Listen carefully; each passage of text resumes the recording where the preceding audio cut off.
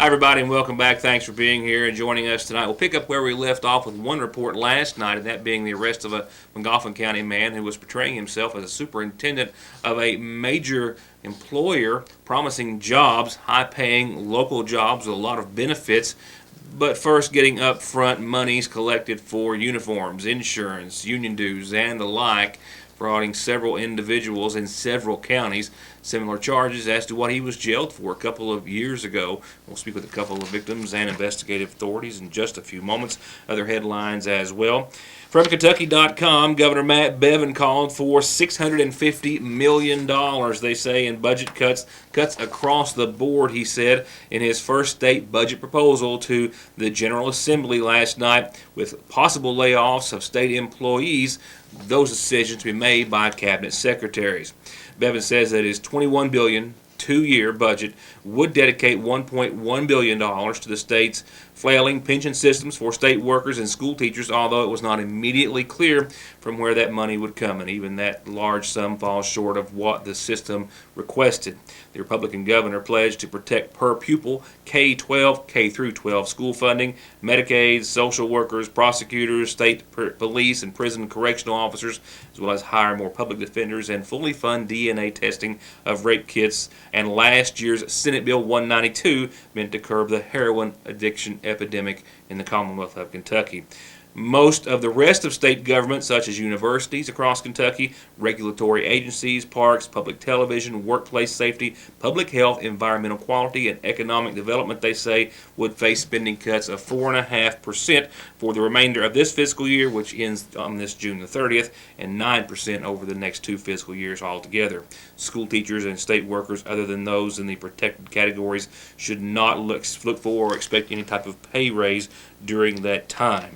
The paper also says these cuts to the tune of $650 million are on top of $1.6 billion that was cut from state spending over the past several years, going back to 2008, by his predecessor, former Governor Steve Beshear.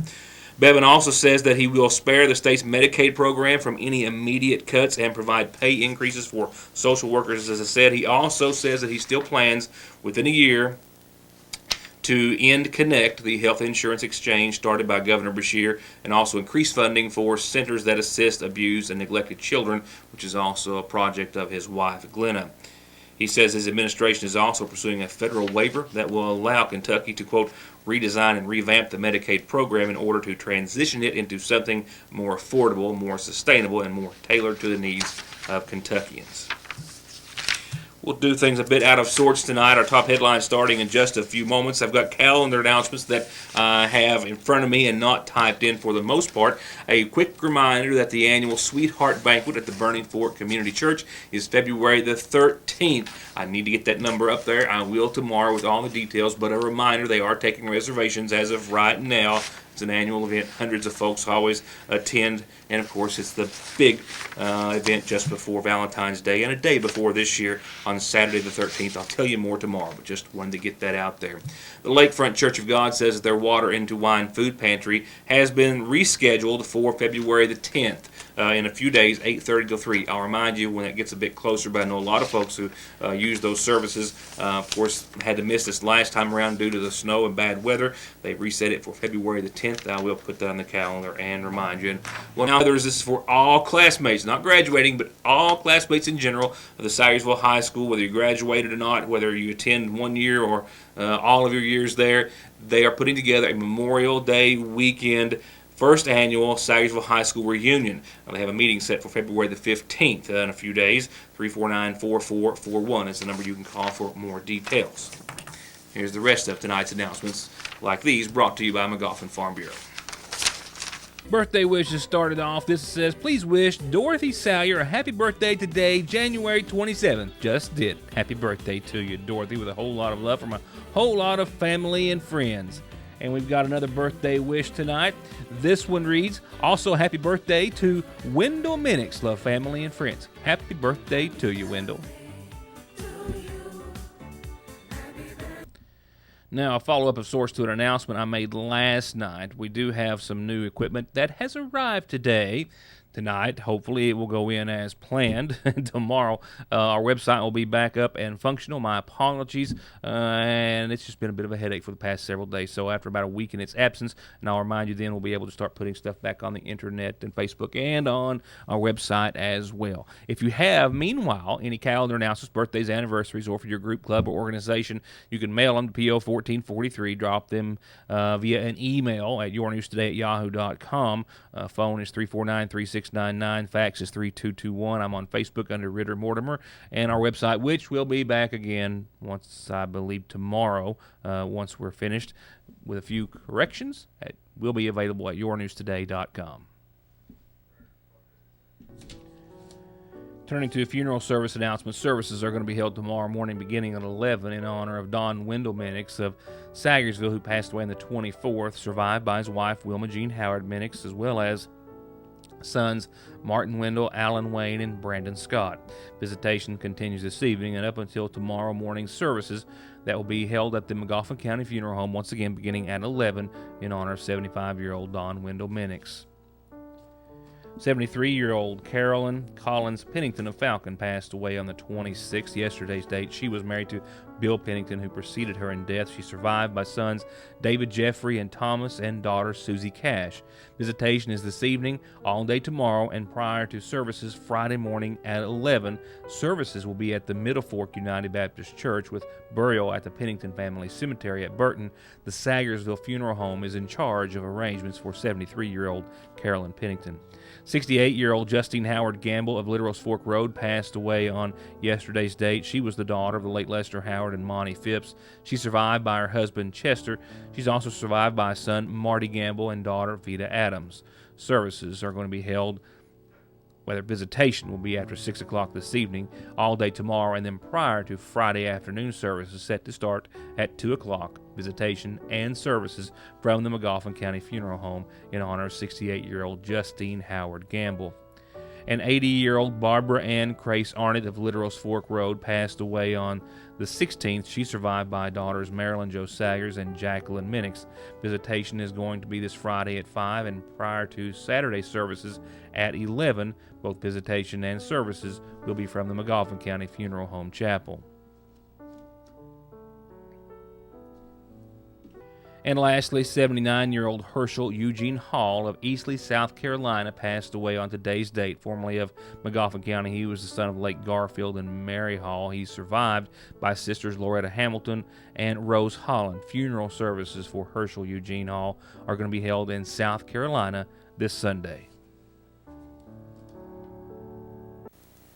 An update from a report that I just had received word of right before I left you last evening, and in fact the accused was still on his way to jail at that hour. But tonight we'll hear from a couple of local men, Richard Love and Charles Minix, who are two men dealing with another local man who proclaimed himself to be a superintendent for the Bezak Construction Company, who was looking for employees, targeting men, if you will, with promises of good paying, local jobs here at home, company cell phones, company vehicles, company perks.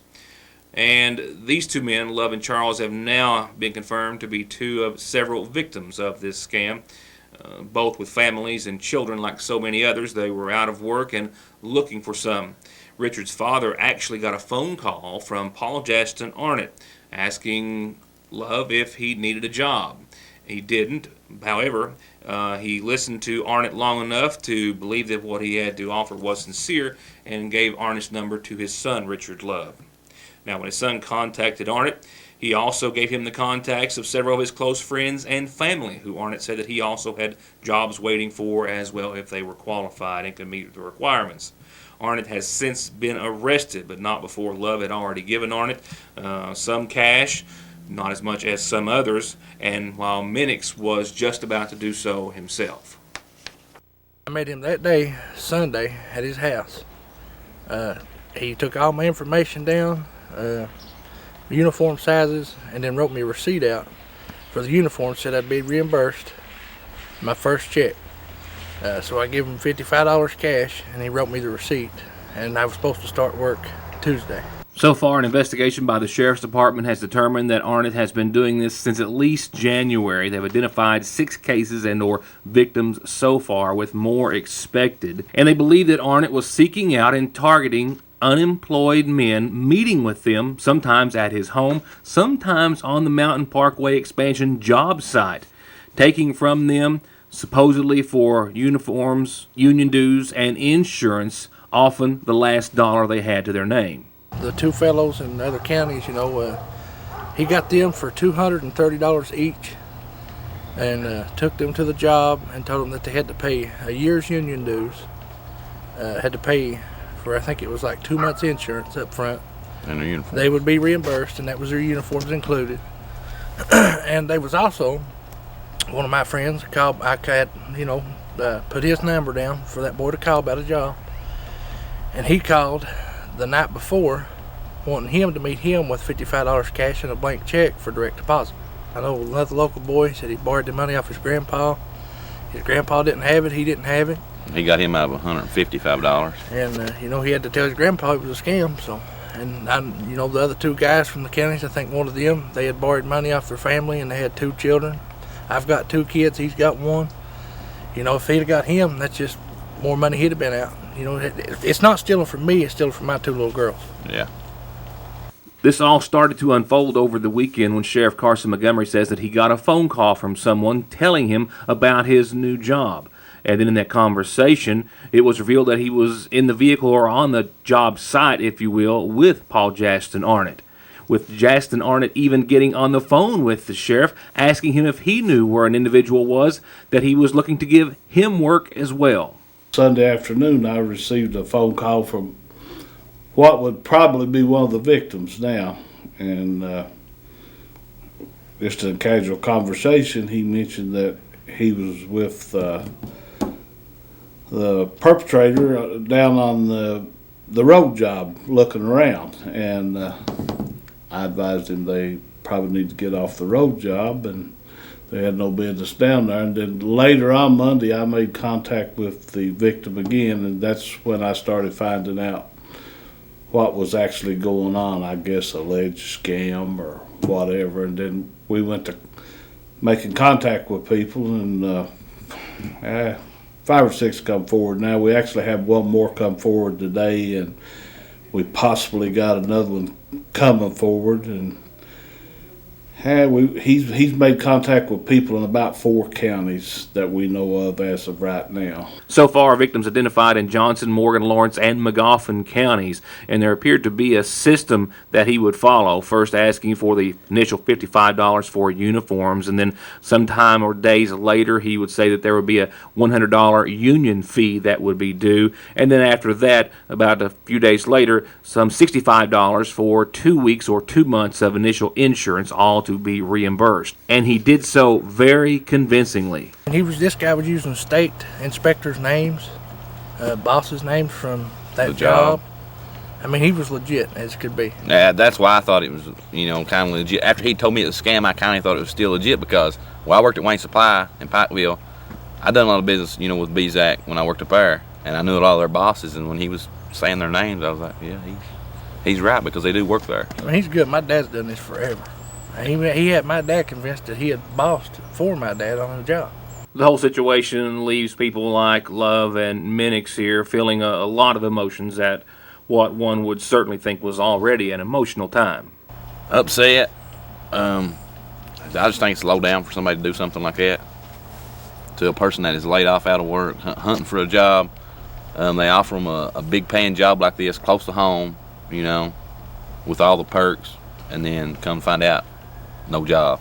I just hope that if he does go back to prison and does time, I hope he betters himself off of it and just quit scamming people. I mean, yeah, that's low down. That's dirty. So. After they all became aware of the situation, Love and Minix went to the sheriff's department or met with the sheriff and his deputies, and while on the speakerphone with Arnett, they arranged to meet him to give him Minix's money. And when they were in the vehicle, they were pulled over by the sheriff's department The arrest warrant was executed, and he was taken to the Big Sandy Detention Center. We'll have more on the charges and more charges that we expect will be pending with an update later. Authorities are also investigating as to whether or not there may have been an accomplice helping him with his scheme, as there was said to have been another male individual that sometimes contacted victims, giving them instructions on when and where to contact Arnett. Arnett was arrested for a somewhat similar scheme, defrauding local and area people out of hundreds of dollars, giving them false mining certificates, I believe it was at the time. We'll trace down the prior arrest record with some more detail, and I suspect we'll be able to talk about more victims on tomorrow's show. I'll be right back.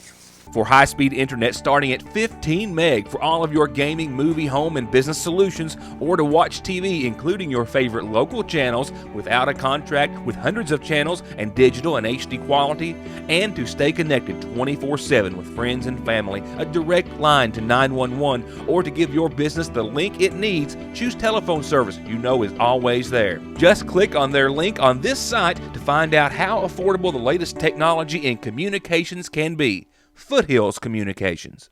Now, this is the time we were to talk more in depth about some high school basketball scores and highlights that are not cooperating. So let me just say this. As for the Hornets and Johnson Central, there is a doubleheader tomorrow night. That's right. The girls will be hosting the Lady Eagles of Johnson County tomorrow night. That game set for 6 o'clock, and then the boys will match off tomorrow night at 7:30. I don't know where else you would want to be than here for that.